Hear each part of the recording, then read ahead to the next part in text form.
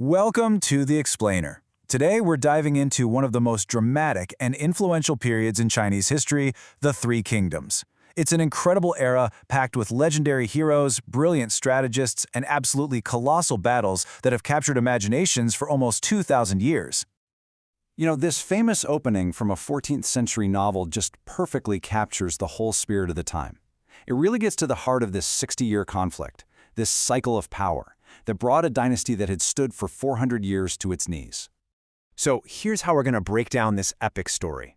We'll start right in the middle of the action with a huge battle. Then we'll rewind to see how it all fell apart, trace the rise of these three new states, and finally explore their incredible, immortal legacy. Okay, let's dive in. We begin in the winter of 280 AD. We're at a massive naval battle on the Yangtze River. This is the legendary Battle of Red Cliffs, a clash that would literally change the course of Chinese history forever. So on one side, you have the northern warlord Cao Cao. He's just unified the entire North China plain, and now he's marching south with this gigantic army. His goal? Simple: crush everyone and reunify China under his rule. But standing in his way is this desperate, outnumbered alliance between two southern warlords, Sun Quan and Liu Bei. I mean, look at those numbers. It's a real David versus Goliath situation. So how on earth did the Allies turn the tables? Well, it was all down to a brilliant, risky strategy. See, Cao Cao's northern troops were not sailors. They were getting seasick and morale was low.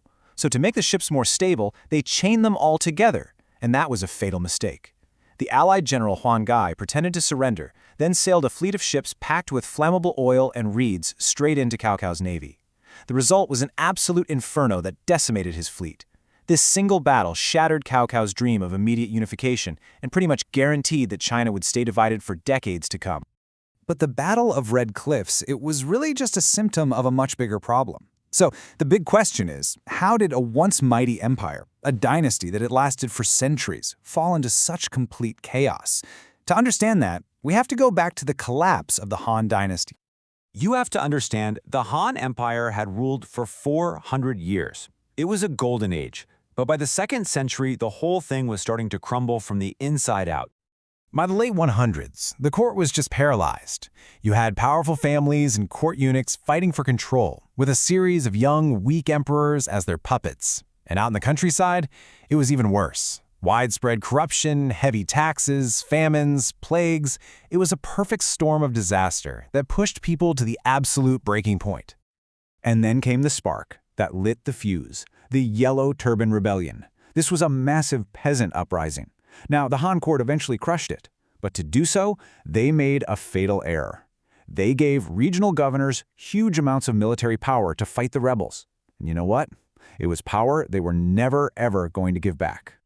And just like that, those governors became independent warlords, each carving out their own piece of the crumbling empire.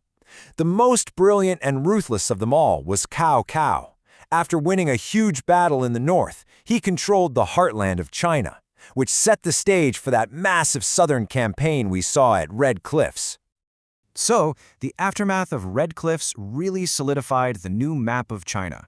Cao Cao's defeat made unification impossible, and out of the ashes of the Han Dynasty, three rival states officially rose to take its place.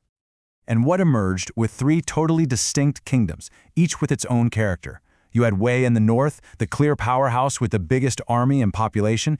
Then there was Shu in the southwest, founded by Liu Bei, which claimed it was the true heir to the Han legacy. And finally, you had Wu in the southeast, a naval power that controlled the mighty Yangtze River.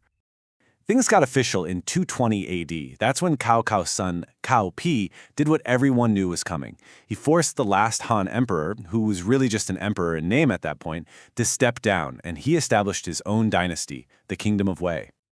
Well, Liu Bei wasn't having any of that. The very next year, he declared himself emperor of Shu Han. His claim was based on the idea that he was a distant relative of the old Han emperors, positioning his kingdom as the legitimate government in exile, fighting to restore the old dynasty. And finally, a few years later, Sun Quan, the ruler of the south, completed the picture. After watching his rivals and building up his own power base, he declared himself emperor of Wu. And there you have it. The tripartite division of China was now official, a reality that would define the next half-century. So for decades, these three kingdoms were locked in this really fragile strategic stalemate. It was an era of constant warfare and shifting alliances for sure, but there was also this fascinating battle for cultural supremacy happening just beneath the surface. This period was anything but peaceful. It was just relentless conflict. You had Shu's brilliant strategist, Zhuge Liang, constantly launching campaigns into the north, trying to get an advantage over Wei. At the same time, the alliance between Shu and Wu completely shattered in the disastrous Battle of Shouting, a defeat that crippled Shu for years. Now, this next point is absolutely crucial to understanding how we see this era today. Our perception is shaped by two very different sources. On the one hand, you have the records, which is the official history written by a scholar not long after the events happened. On the other hand, you have the romance, a blockbuster novel written 1,000 years later that turned these historical figures into larger-than-life legends. And that novel had a huge impact. It basically painted Liu Bei as the noble, virtuous hero and Cao Cao as the cruel, cunning villain. This dramatic story has been incredibly influential for centuries, but it's so important to try and separate the legendary character from the actual historical person. And while the popular stories tend to focus on Shu, historical records tell us something different. They show that Wei and Wu were also locked in this fierce cultural competition. They were writing their own histories, composing their own court music. All of it was an attempt to prove that they were the legitimate rulers. But, as we all know, no kingdom lasts forever. The fragile balance couldn't hold, and in the end, the collapse didn't come from an outside army, but from decay and the rise of a new, ambitious power from within. The beginning of the end started in Wei, the most powerful of the three kingdoms. A brilliant general named Sima Yi and his sons began to quietly, methodically outmaneuver the ruling Cao family. It was like a slow-motion coup where they accumulated all the real power while the emperors became little more than figureheads. Once the Sima clan was in charge, the dominoes fell fast. In 263, Wei's armies conquered the state of Shu.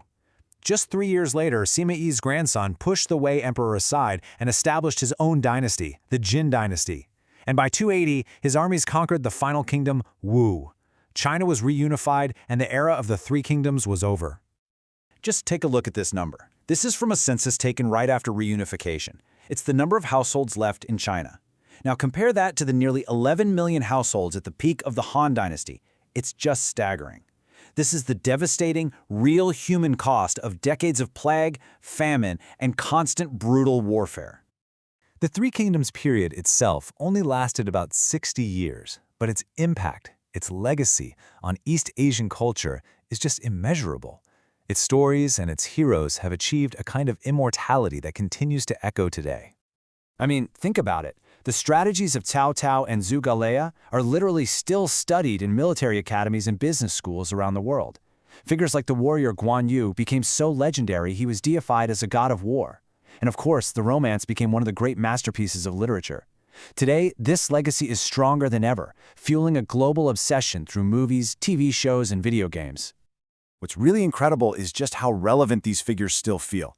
Their leadership styles are studied as these clear archetypes. You've got Cao Cao's ruthless pragmatism, Liu Bei's inspirational, values-based leadership, Sun Quan's careful diplomacy, and Zhuge Liang's pure strategic genius. They offer these timeless lessons on power, ambition, and management. So, at the end of the day, the Three Kingdoms is so much more than just a historical period. It's a foundational epic, a perfect blend of real history and incredible storytelling. And it endures because it speaks to these universal human themes that we all understand: loyalty, betrayal, ambition, and that eternal human search for some kind of order in a world of chaos. And that's really why this story continues to fascinate us. It's a timeless saga about how a great empire can fall and what rises from the ashes. It really leaves you wondering, which of its lessons on power, loyalty, and ambition matter most in our own world today? Thanks for joining this explainer.